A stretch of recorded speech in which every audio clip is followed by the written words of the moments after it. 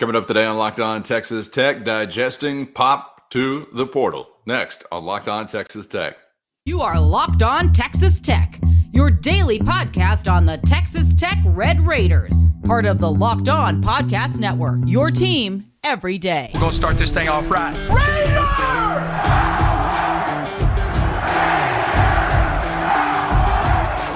Everything runs through Lubbock. Great to be with you again on Locked On Texas Tech on the Locked On Podcast Network, your team every day, always free and available on YouTube or anywhere you get podcasts. And today's episode brought to you by Gametime. Download the Gametime app, create an account, and use our code LOCKEDON for $20 off your first purchase. With the only Chris Level, I'm Casey Cowan. Chris, great to be back with you, kicking off another week, and it is a portal-heavy kind of conversation we are set to have here today. As you probably know by now, if you have not been paying attention, you're about to know Pop Isaacs set to hit the transfer portal. And of course, Pop as big of a part of the Texas Tech storyline in this previous season as anyone. Impactful player for you on the court. And you've spent some considerable time, obviously, developing him as a Red Raider, but set to finish up his college basketball career, I suppose, elsewhere. So we'll get to not only Pop, Robert Jennings as well, and talk about some of what is still to come down the pipe as far as the transfer portal is concerned. But no doubt going to be a big story whenever you've got a guy who contributed as much as he has over the last few years, Chris, deciding to seek his basketball fortune elsewhere. Yeah, I know we're supposed to be getting used to all this. This is the new normal. It's not changing, but boy, it kind of shocks the system when you see all these. And I think it look, we understand it. Like, Coach Smart allowed to go take a job. He's not obligated to have to stay and, whatever. I mean, coaches move around often. That's always been that way. And now players are able to do the same thing. And it still elicits some emotions from fans. You get a lot of fans going, you know what? I mean, I pour my heart and soul into these guys, and they're just gone, or I want to care, less about my emotions involved with this team or that team or whatever, because they're just gone. And then others are like, this is why I just root for the uniform. I don't care who wears it. I just root for the uniform because I don't want to get emotionally attached. And then out the door they go. I mean, it's just it kind of shocks the system. And like Pop was, he was kind of like one of your last guys of in the basketball program that you felt like, okay, he's ours. We developed him. We recruited him.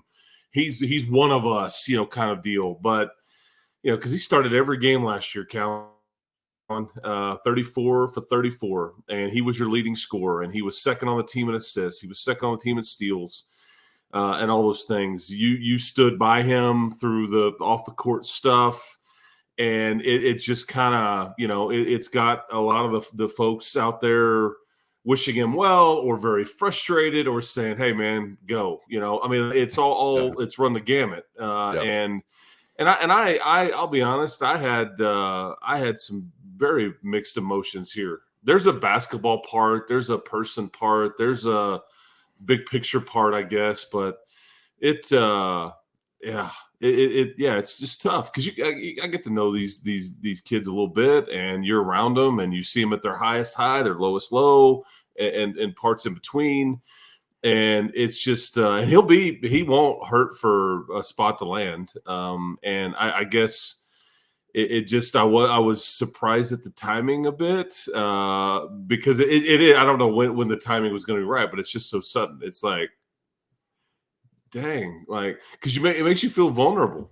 Like who's your leading scorer? Who's now you've lost your two starting guards, and it won't take long for you to start filling spots up. But it's like right now, it's like. We're kind of taking on water, it appears, but it'll just take some time to sort through that. Yeah, no doubt. And I saw the same thing you did as far as the reaction really running all across the spectrum as to how people were feeling about what this meant for Pop Isaacs, what it meant for Texas Tech basketball. Of course, anybody that's leaving your program, they always stunk anyway, and you're going to be fine without them, I think is what we have to tell ourselves, things like that. But I was kind of curious as to the context of, the move actually happening. And, if this is 50-50, 75-25, is it an Isaac's decision? Is it a Texas Tech decision? Because, like we're pointing out here, he was a carryover from a previous era, and was glad to have him carry over at that time when he made the decision to stick with Texas Tech. But kind of wondering, I don't know if it's too simplistic to just say whose decision was it, but I'm kind of wondering whose decision was it. What do you think? This is what I guess I'm going to gather. There's some dots that you try to have to connect, because ultimately this is between, Pop and Grant, and they're different teams or camps. Okay. But it's ultimately between these two guys. And I think two things are true. Again, in my mind, I think I don't think there's hard feelings here. I really don't. I don't think that anybody is angry on either side. As far as like this was a nasty divorce, I don't buy that. I think that there's going to be positive things said, written, whatever on both sides of this deal. But I also, the flip side is, I think they agreed to disagree maybe on the best way forward on like what role, somebody would fill. And there's different opinions, and people are allowed to disagree. That's just, that's life, But I think those things are true. I think Pop will be around here the rest of the semester. I think he'll be, dealing with, some of the rehab stuff and in and out of the facility and all that stuff. And I think he's allowed to be, around. I don't buy that this was like, get out, get your stuff, go. That's just not how Grant rolls. But I also think that maybe they were on different pages as far as maybe the best way to move forward, as far as how we envision you versus how I envision myself, kind of thing. That's what you kind of gather. But, whether it's, I want to be the point, well, we don't view you as that, or somewhere along those lines, I don't really know. That's between, all parties as far as like the basketball part of this. But, and again, this is what happens. This is like, we'll get to Robert Jennings here in a second, but that's largely, most often it has to do with basketball. There's some personal stuff that can get in the way on some of these things, or just location, but more often than not, this is, I'd like to be used this way. They envision using me this way. It doesn't really jive. So I'm going to go find somewhere, or try to find somewhere that will use me the way I want to be used. And again, is this a starter? Is this in more of an up-tempo scheme? Is this more of whatever you would want to toss out there? And then you've got a million people in these kids' ears telling them, dude, you should take every shot on the team. Like Sure. There should be nobody else that shoots the ball. Like seriously, like what are they doing to you? They're holding you back, because you don't shoot it every single time. Or they're not using you as much, or you should be a starter, or whatever. It's that's just part of it, and that's more prevalent in basketball than any other sport. Yeah, no doubt about that, and maybe more prevalent in this era of it than there ever has been before, because everybody's got camps and teams and agents. Everybody's got an agent. Do you think that before we get to Robert Jennings, do you think that Pop increase his stock this year? Did he lessen his stock this year? How do you view him in general as far as his basketball profile? He'll have plenty of options, and I don't. People have. You spin the wheel on, okay, what's the reason? Is he chasing money? Is he going to move back closer to his dad, who's dealing with some things? Rick in Vegas, obviously. What is it, a basketball thing or whatever? I don't. I think he'll have plenty. I think his stock is absolutely increased. Yeah, I mean, I think those guys are semi hard to find. Guys that can score and facilitate, durable, which, credit to him for being durable this year, playing through an injury and all that stuff. But yeah, I do think he'll have plenty of options. And so, yeah, stock up for sure. And I think that a lot of Big 12, like this is it's another way to look at it too. I think a lot of Big 12 schools kind of look at this news and go, well, that's good for us that Pop left Texas Tech, kind of deal. Now, the flip side is, first, today's episode brought to you by Gametime, and you shouldn't have to sweat it out when buying tickets to your favorite events. And with Gametime, you never will, because it's always a breeze using the Gametime app, where you're going to find killer last-minute deals, views from every seat, and their lowest price guarantee. Gametime has deals on tickets right up to the start of the event and even an hour after it begins, which means Gametime is the place to find last-minute seats to any event. Gametime also the fastest and easiest way to buy tickets, but not just fast, also secure and simple to use. So right now, download the Gametime app and create an account and use our promo code LOCKEDONCollege for $20 off. Again, download the Gametime app today and use the promo code LOCKEDONCollege for $20 off. Last minute tickets at the lowest price, guaranteed with Gametime. the flip side is, what is he replaced with? What do you bring in? Can you get bigger, longer? Can you get a more efficient shooter? Because that's the one thing I think that people knock on Pop is he's a volume 3-point shooter. He is, and he shot less than 30%. That number, we all wish, including Pop, would have been a lot better. That's kind of his game. He's a volume guy, but he does other things too. He beats BYU by himself largely. In the first time, the regular season version of that, there's plenty of other games where he got to the free throw line and did all these things. But you're going to need a hard-nosed guy to replace him because you had kind of two like that this past year with him and Joe. And so you need some guards. I mean, if we're picking and wishing for stuff, I'd be a fan of guys that were like 6'3", I mean, like that would be fun. Yeah, they could defend and facilitate and score and all those things. So we shall see. But would also like something similar to the competitive fire I think we saw from Isaacs was definitely a guy that wanted to win, right? And didn't apologize for it. Yeah. Yeah, I mean, like you could see it. Like he ain't here messing around. Like I didn't come here for any foolishness, gentlemen. Let's go. Like kind of and again, shots don't fall some nights, but you never could question how his he had an extra gear in the open floor. I think there's just times where he just kind of helped you win. Whatever the game asked him to do, I think he kind of figured some different things out. But I just liked his fire. I mean, and Joe had it too. Like guys that dive on the floor or guys that aren't gonna moan and whine about, well, he's fouled me. No, they just get it done. And so yeah, you definitely need some. I don't want to say character, but you need some like hard-nosed aspects to some folks that you bring in here. Because I think, you had some swag with those guys. Yeah, your culture, I think, resembled something like that as far as being hard-nosed. So hopefully that's going to bleed over into year number 2 under Coach McCaslin, and more guys that are brought in are going to resemble something like that. As for the other guy on the list today, Robert Jennings, I don't know if there was a surprise to this aspect of it. I will say that as we're talking about like stock up, stock down, as a player, I think he was definitely trending upwards individually as the season went on, definitely finished it in a more productive way than he began it, at least in my opinion. So what was some of the context around Robert Jennings and what did you make of his departure?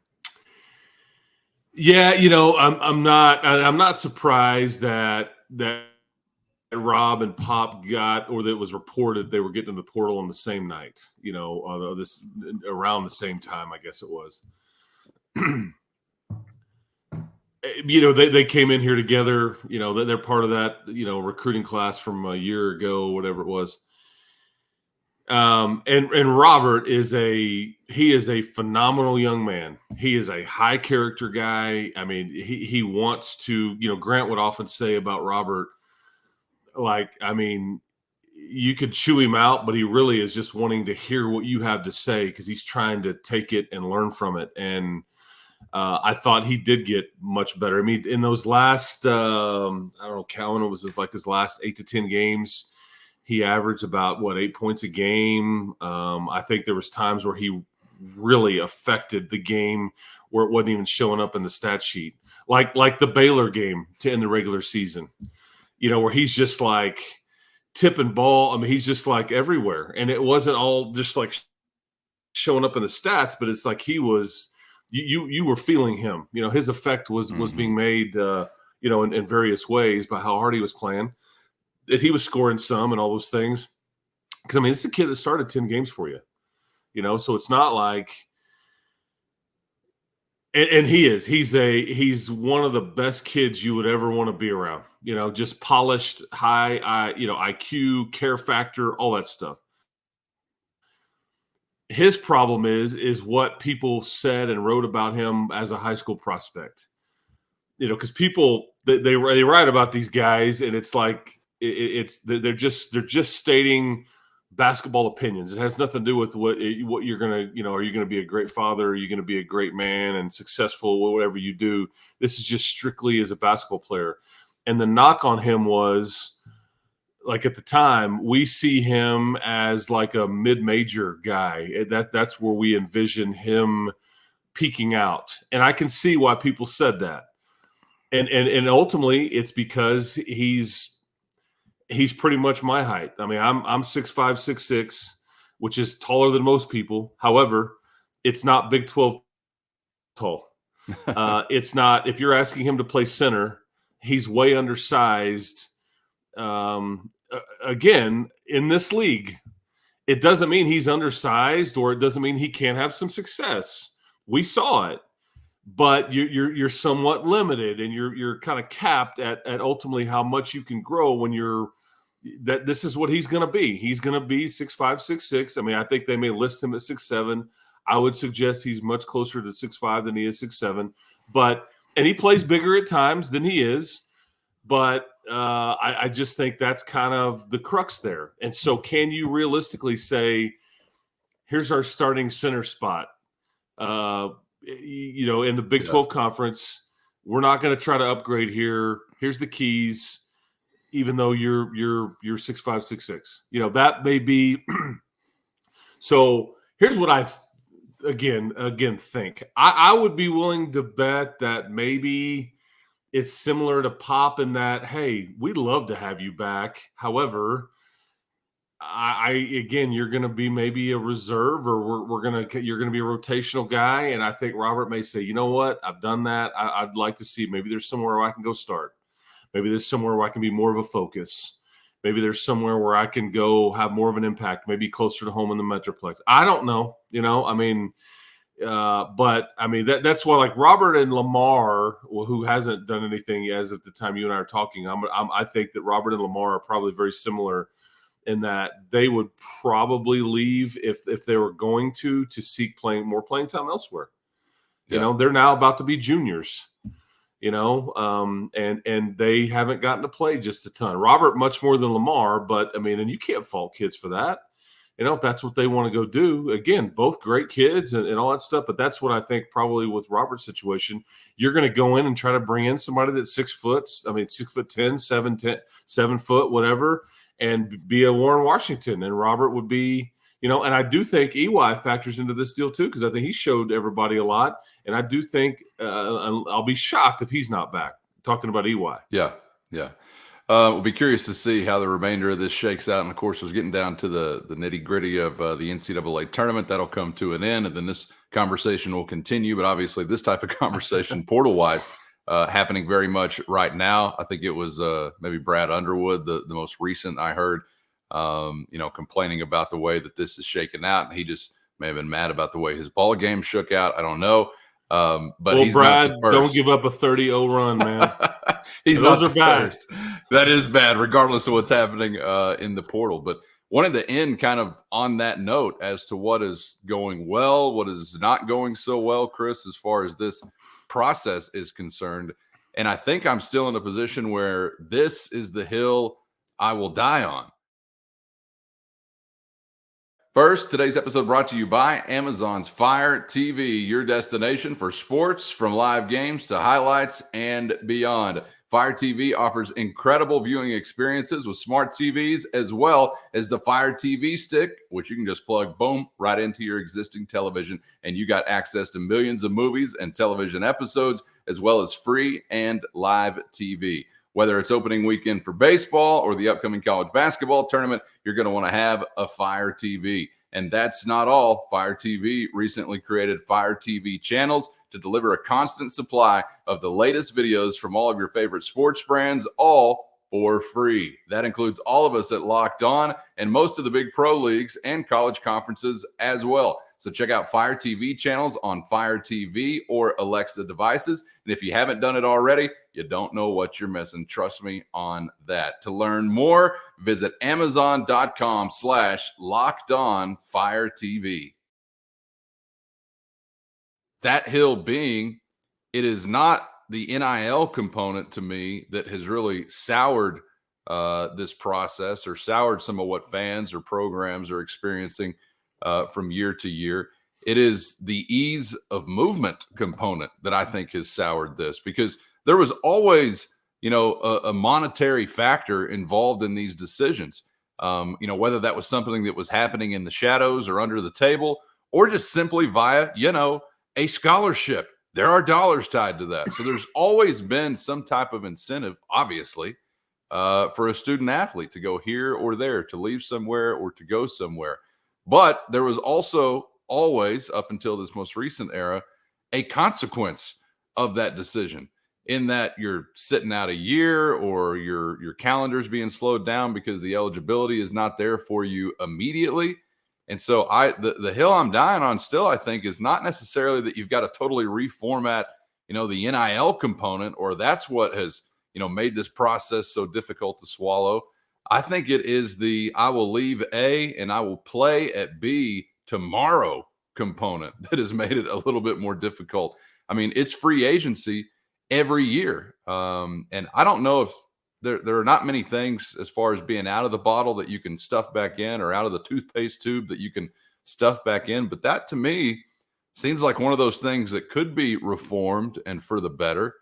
But, kind of like a lot of other things that are happening all around us and well outside of sports, where you just say, this doesn't seem to really make sense. So why is this actually happening? I'm kind of wondering what the intent is, because it doesn't really make sense unless they've just totally bent over backwards saying, players are oppressed, and like coaches, they need to be able to move from here or there. But I'm curious how you're kind of digesting and processing some of this. And somebody out there may say, hey, there's nothing sour about it. I love this entire thing. It's going very, very well. So you can take that position also. There is something about it that doesn't sit right with me, but it's not actually the cash component. I think it is the ease of player movement and really no consequence, at least one time around, for deciding to be on the move. What do you think? Yeah, and I think that the NIL aspect is a factor at some level. But you're right.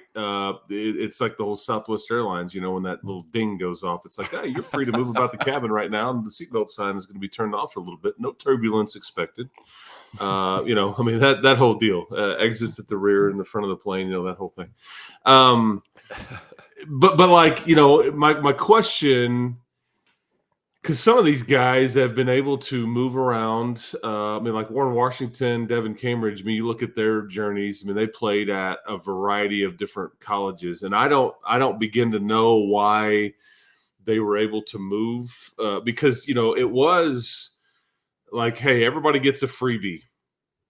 Or if you graduate, you can do whatever the heck you want. If you graduate and you have a degree, you're good to go. And maybe that's what some of this falls into, is they get to a school and they get a degree so quick, and yet they've still got 2 years left of basketball eligibility in a COVID year that they can really kind of move around if they wanted to, because they're a graduate. So maybe that's how that factors in. But like for example, Chance McMillan and Darion Williams.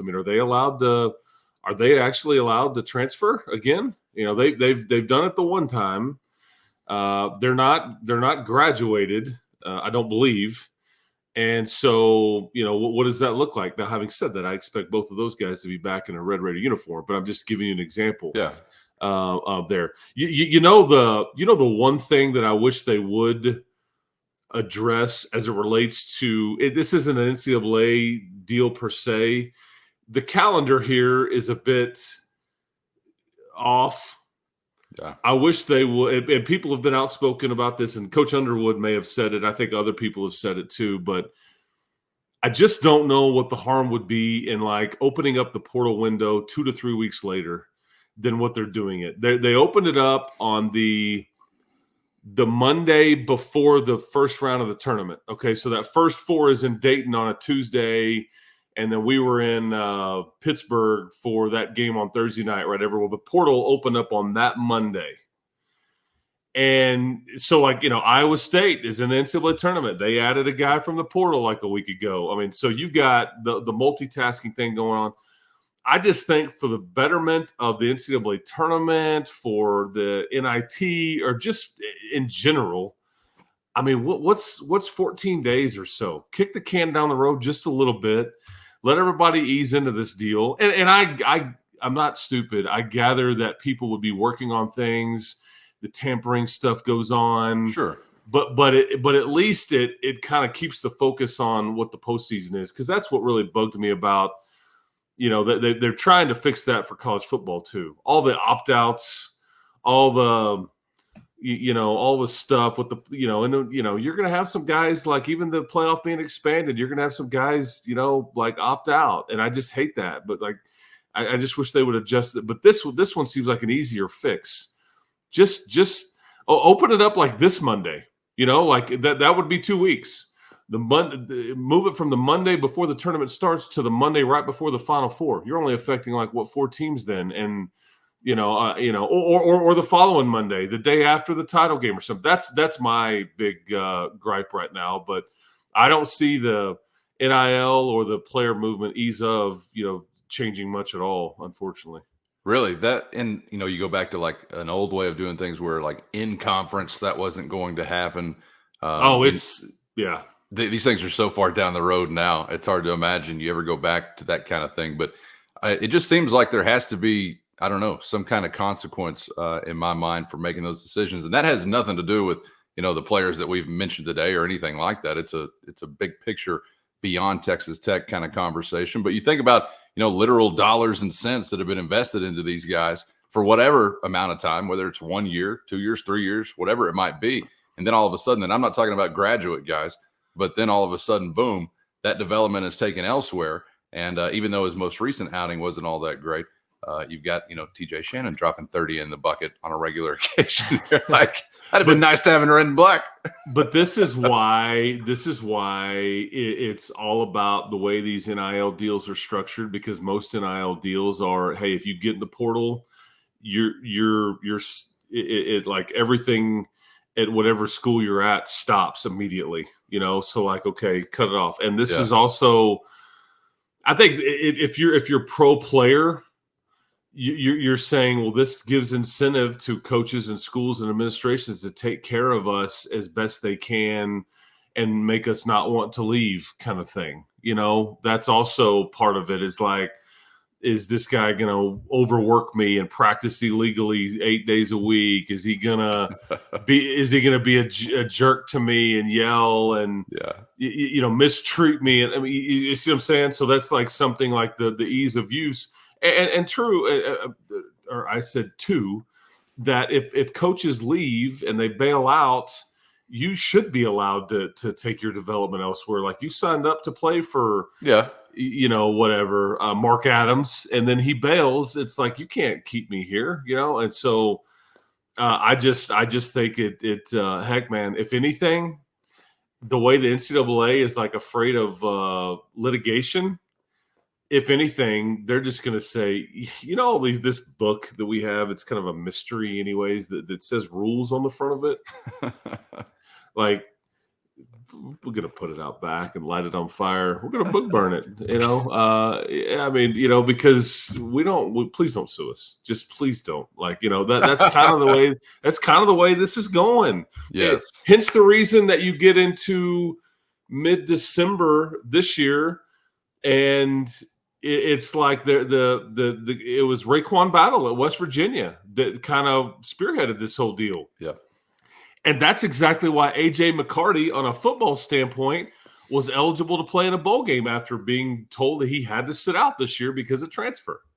It's like, never mind. Like, you know what? Just everybody do your thing, man. Like, you know, and we'll keep this. Everybody do the thing for a couple of weeks, and then it was just like, you know, then they went and threw the book in the trash and was like, you know what? Not forget that 2 weeks. Just it's not going to go back, man. It's whose line is it anyway? The rules are made up and the points don't matter. So just do whatever you want. And I wonder, entertainment purposes only. That's right. I wonder if we see programs become maybe a little bit bolder in doing what they want in some years to come, which could be entertaining to take in. All that productive or fruitful, I'm not so sure, but only time will tell. I've decided as we wrap up this episode, I will be back for tomorrow's. I'm not going to hit the podcast portal. Level was pretty kind to me here today. He didn't yell at me too much, and I feel like I was treated well. So, Chris, I'm going to come back tomorrow, man. But you and I ease the podcast movement as well. We've got this at our feet also. So I hope to see you back tomorrow also. I appreciate the time today. Enjoyed it as always. I won't go portaling. I promise, man. You're stuck with me. But yeah, I mean, keep your eyes open, folks. I mean, there's a lot of movement, in entry, exit, all that kind of stuff. Pretty fascinating right now. I mean, that's not the right word for it, but intriguing or interesting or frustrating. Frustrating. I get it. I get the mix of emotions. I felt these things personally too. But these were two guys that we talked about today. As we leave you here, I will wish nothing but the best for. I really, and I mean that in my heart of hearts. I wish nothing but the best for those guys. I would hope. I also would hope selfishly that they are not in the Big 12 conference. I agree. I mean, and I think that's a compliment to both guys too. I don't want to have to play against either guy. So anyway, with that, hope everybody enjoys their Monday. Hope everybody had a good Easter. Keep hope alive, and Grant and his staff will be just fine. Texas Tech will be just fine. It's just gonna take some time to sort out the pieces here on bring some folks in. There you go. Subscribe on YouTube or anywhere you get podcasts so you never miss an episode. For Chris, I'm Casey, and we hope to see you back for the next round on Locked On Texas Tech.